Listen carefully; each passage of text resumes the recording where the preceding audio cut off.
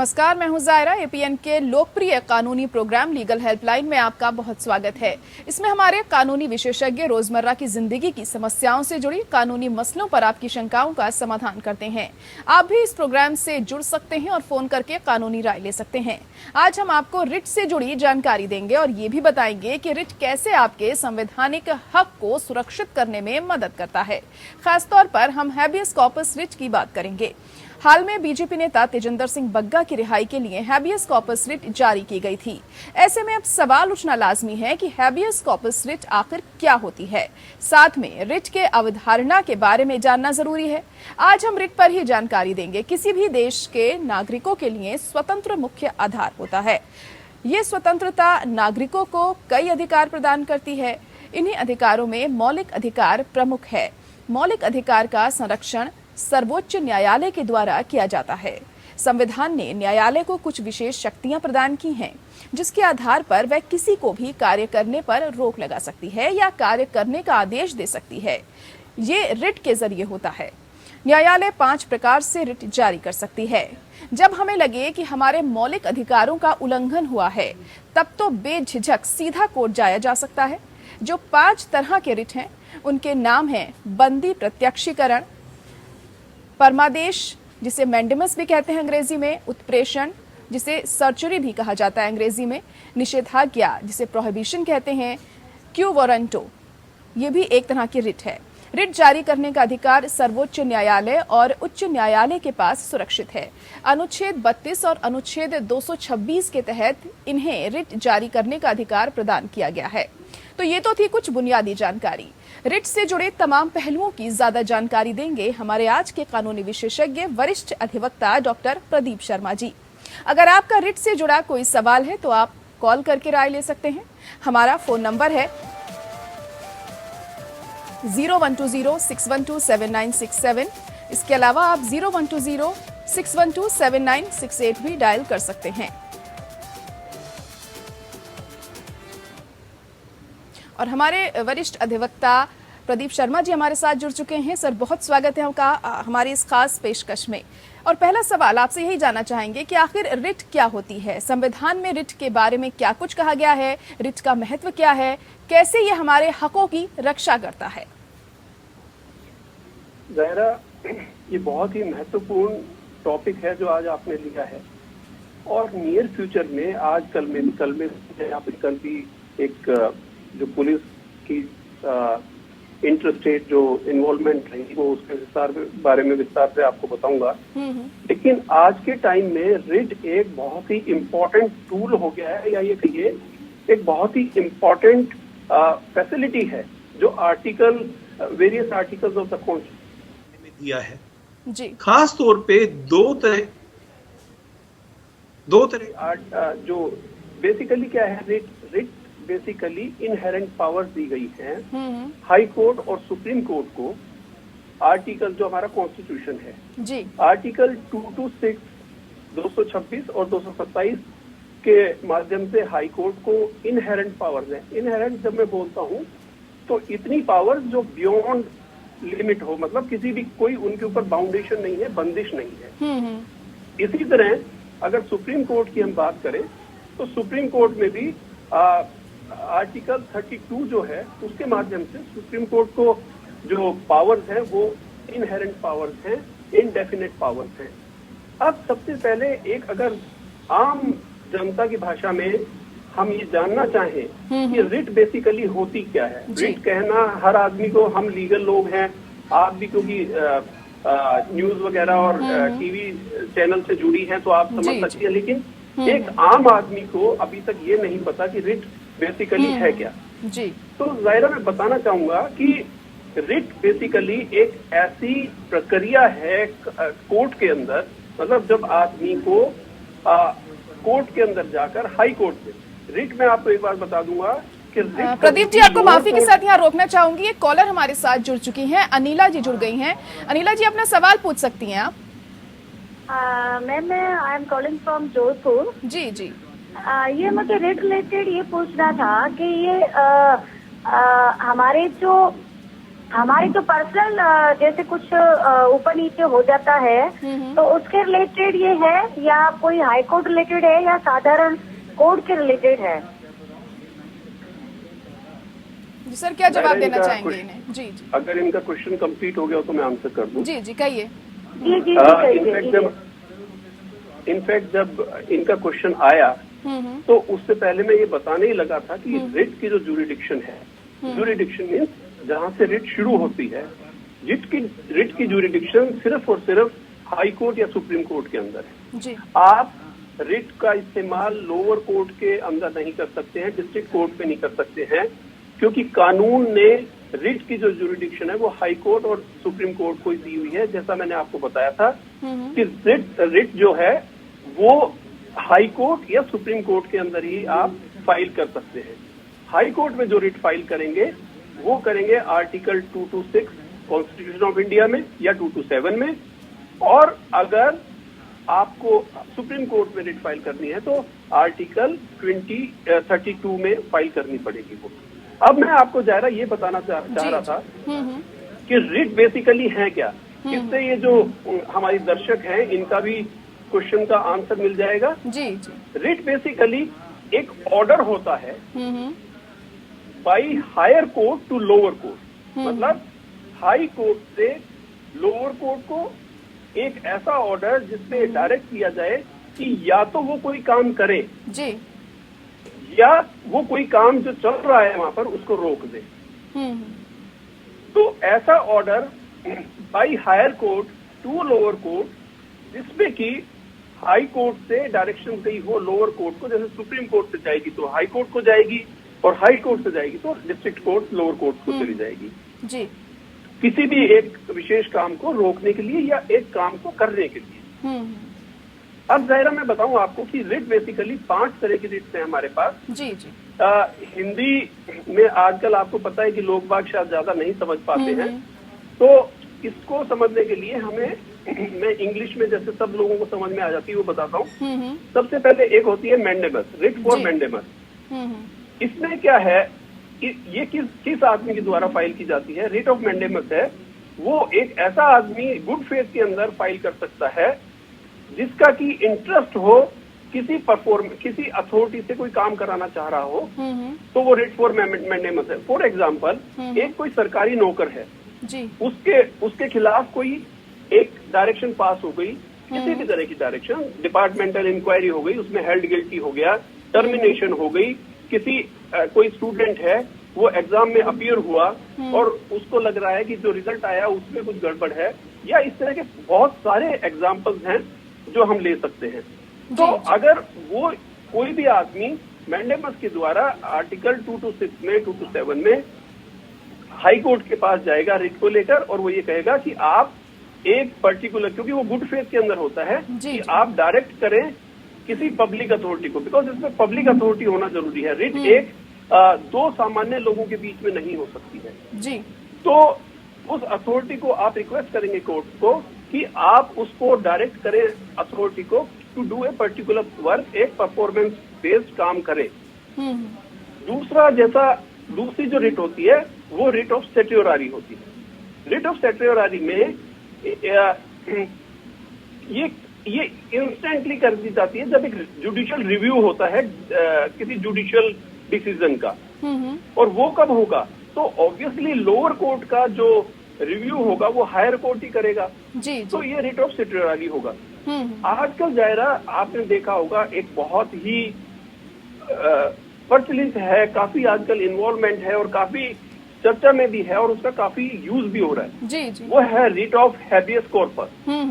Habeas corpus का मतलब ये है कि कोर्ट के पास, आप हाई कोर्ट में लगेगी मिनिमम ये, आप कोर्ट के सामने कोई भी आदमी जाकर अपनी दरखास्त करेगा टू प्रोड्यूस ए बॉडी, किसी को कोर्ट के समक्ष प्रस्तुत करें, और उसके लिए लेकिन उसकी एक ही कंडीशन है कि उसकी डिटेंशन है, उसको ये प्रूव करना होगा कि जो उस आदमी को जिसको आप चाहते हैं कि कोर्ट के समक्ष प्रस्तुत किया जाए उसकी डिटेंशन इलीगल होना चाहिए।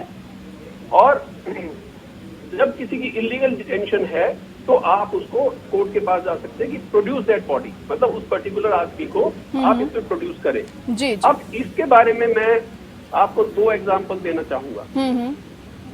एक तो कल ही का एग्जाम्पल आपने देखा होगा, बीजेपी के लीडर थे जिनको कि पंजाब पुलिस यहाँ से अरेस्ट करके और पंजाब लेके जा रही थी। रास्ते में हरियाणा पुलिस ने उनको इंटरफियर किया, रोका और उस आदमी की कस्टडी, जो भी लीडर थे बीजेपी के, उनको वहां पर रोककर और पंजाब पुलिस को अलाउ नहीं किया कि वो आगे चले जाए। जी। तो ऐसे केसेस में जब आपको पता है कि किसी ने बंदी बना रखा है या किसी की ये खाली पॉलिटिकल वो ही नहीं होती, ज़ाहिरा मैं ये बात बताना चाहूंगा। जी। ये पर्सनल भी हो सकती है। जी बिल्कुल, पर्सनल भी हो सकती है, लेकिन फिलहाल में हमें एक एग्जाम्पल भी देखने को मिल गया है, तो समझने में भी ऐसे में आसानी हो जाती है। डॉक्टर शर्मा, आज हम बात कर रहे हैं रिट के बारे में। हमारे अधिवक्ता डॉक्टर प्रदीप शर्मा जी बने हुए हमारे साथ लगातार। डॉक्टर शर्मा, आगे बढ़ने से पहले इस वक्त एक कॉलर हमारे साथ जुड़ चुके हैं, उनसे पहले बात कर लेते हैं। अनित, आपसे अनित क्या कहना चाहेंगे? आप अपना सवाल पूछ सकते हैं। अनित, क्या आप तक पहुंच रही है मेरी आवाज? लग रहा है फिलहाल संपर्क अभी उनसे हमारा टूट गया है। डॉक्टर शर्मा, आगे बढ़ते हैं। हम अपनी बात आप रख रहे थे उसे आप पूरा कर सकते हैं। साथ ही साथ ये भी आपसे जानना चाहेंगे कि रिट याचिका आखिर दायर कैसे की जाती है?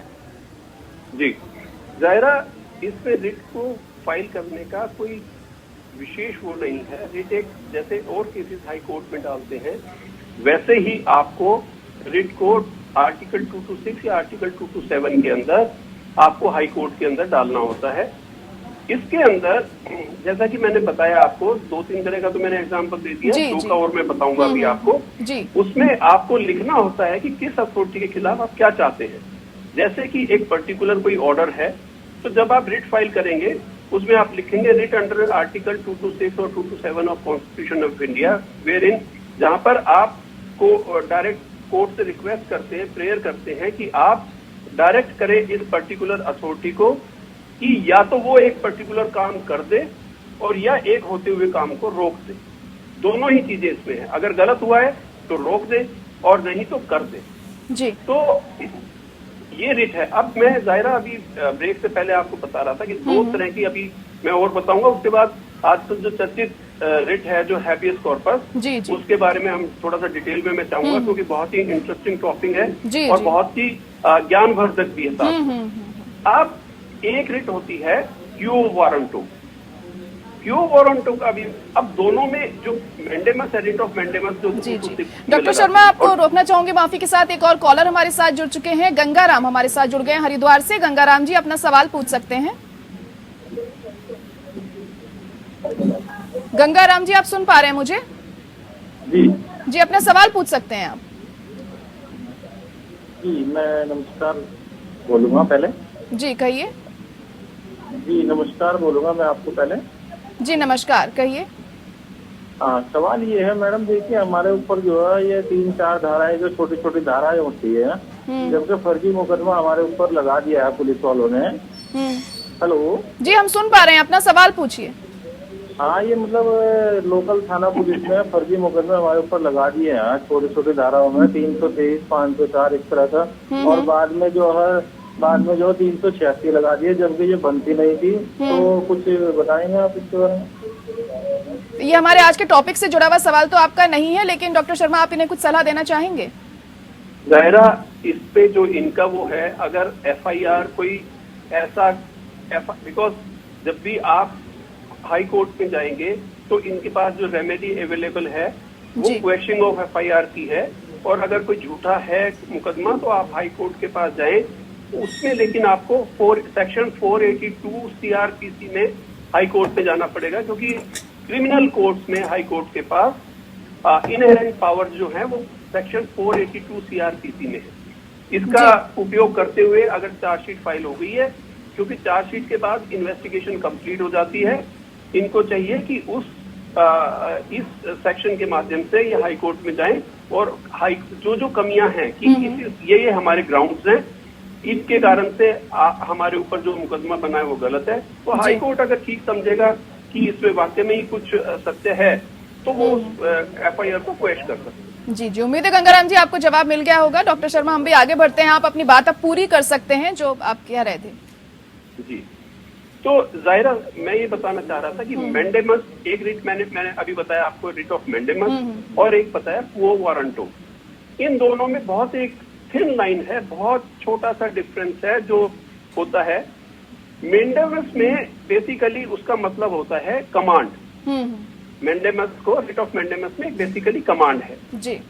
वेयर एज अगर मतलब दोनों में, क्वो वारंटो में हम जब बात करें क्वो वारंटो की, तो उसमें हम पूछते हैं कि आपकी अथॉरिटी क्या है। जी, कोर्ट पूछता है कि आपकी अथॉरिटी क्या है, आपने ऐसे कैसे कर दिया। लेकिन इसकी भी अगर रिट ऑफ क्वो वारंटो अगर फाइल होना है तो उसकी 3-4 कंडीशंस है जाएगा। एक तो ये है कि जो ऑफिस हो वो एक पब्लिक ऑफिस होना चाहिए, मतलब पब्लिक ड्यूटी जो परफॉर्म करता हो, और उस ऑफिस का एक सब्सटेंटिव कैरेक्टर होना चाहिए। और जो ऑफिस बना हो, मतलब जो ऑफिस हो रहा है, फॉर एग्जांपल हम म्युनिसिपल कॉर्पोरेशन, डीडीए या कोई हायर और दूसरी अथॉरिटी, वो ऐसा ऑफिस होना चाहिए जिसको कि स्टैट्यूट से वो ऑफिस की इन एग्जिस्टेंस आया हो। तो मैंडेमस में और क्वो वारंटो में बस एक ये थिन लाइन है और इससे ज्यादा कोई ज्यादा नहीं है। अब हम जाहिरा दोबारा से आएंगे जी जी, हैबियस कॉर्पस से। हैबियस कॉर्पस, अच्छा इससे पहले कि मैं आगे बढ़ूं जाहिरा, 2-3 बातें मैं और बताना चाहूंगा, बहुत ही इंपॉर्टेंट हैं। कई लोगों के क्वेश्चन दिमाग में रहता है कि 2 क्वेश्चन खास तौर पे मैं आंसर करना चाहूंगा जी। एक तो ये कि क्या गवर्नर या गवर्नर ऑफ स्टेट या प्रेसिडेंट के खिलाफ कोई रिट ऑफ रिट फाइल हो सकती है या नहीं हो सकती है। ये बहुत इंपॉर्टेंट क्वेश्चन है जो बहुत से लोग जानना चाहेंगे इसमें। तो मैं इसमें ये एक बात बताना चाहूंगा कि आर्टिकल 361 है, वो बार करता है, रोकता है हमें प्रेसिडेंट या स्टेट के गवर्नर के खिलाफ रिट फाइल करने के लिए। पहला क्वेश्चन। दूसरा क्वेश्चन जो मैं बताना चाहूंगा वो ये है कि कोई फॉरेनर, कोई विदेशी आदमी हमारे देश में आकर रिट फाइल कर सकता है या नहीं कर सकता है। जी जी, इसका आंसर ये है कि क्योंकि रिट जो है ये जो रिट हमारी होती है ये फंडामेंटल राइट्स के बारे में होती है। तो जो फंडामेंटल राइट्स हैं वो लीगल राइट्स होते हैं जी, और लीगल राइट्स जो फॉरेनर्स के हैं, फंडामेंटल राइट्स जो है वो सिर्फ कुछ देर तक यहाँ रहने के हैं, परमानेंटली यहाँ रहने के नहीं है। तो ऐसी स्थिति में वो रिट फाइल नहीं कर सकते। हाँ, अगर उनके अधिकारों का किसी भी तरह से उल्लंघन हुआ हो तो वो, क्योंकि वो भी आर्टिकल 21 में कवर्ड होते हैं, तो उनके पास जो रेमेडी अवेलेबल है फॉरेनर्स के पास, वो रेमेडी ये अवेलेबल है कि वो अपना गवर्नमेंट को एक रिप्रेजेंटेशन दे दे जब भी, और वो 6 वीक्स के अंदर अंदर उनकी जो कंप्लेंट होती है उसका समाधान करने की कोशिश होती है। अब मैं दोबारा से वापस रिट ऑफ मैंडेमस पे आऊंगा क्योंकि इसके बारे में ये बहुत आजकल प्रचलित है, बहुत ज्यादा इम्पोर्टेंट है। तो जैसा कि जाहिर हम बता रहे थे कि writ of mandamus habeas corpus में किसी भी बॉडी को प्रोड्यूस करना होता है। अगर अब जैसे कल ही का एग्जांपल ले रहे थे कि बीजेपी लीडर को जी जी यहाँ से पंजाब पुलिस दिल्ली से पंजाब ले जा रही थी, रास्ते में हरियाणा पुलिस ने उनको रोक दिया और उनको आगे ले जाने की परमिशन नहीं दी जी।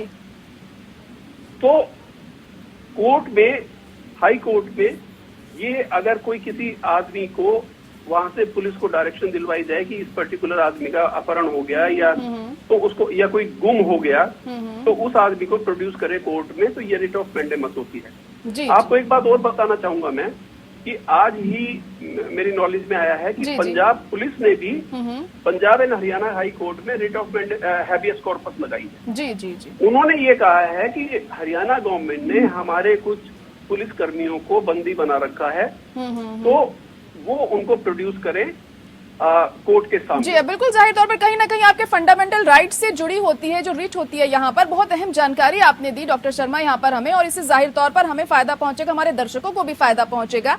बहुत शुक्रिया आपका हमारे साथ जुड़ने के लिए, हमारे साथ इस खास कार्यक्रम में समय निकालने के लिए। इसी के साथ लीगल हेल्पलाइन में इतना ही, मुझे दीजिए इजाजत, नमस्कार।